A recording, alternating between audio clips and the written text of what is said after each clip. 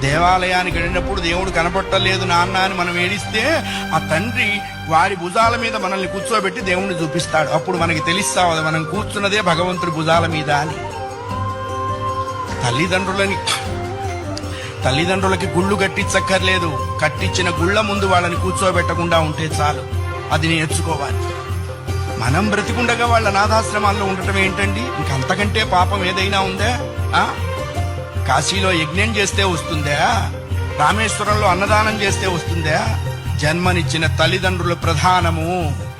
వాళ్ళని నువ్వే సేవించాలి. భగవంతుని సేవించకపోయినా నష్టం లేదు, బోల్డు మంది ఉన్నారు. జన్మనిచ్చిన తల్లిదండ్రుల్ని సేవించాలి, అది కర్తవ్యము. రామాయణం అదే చెప్పింది.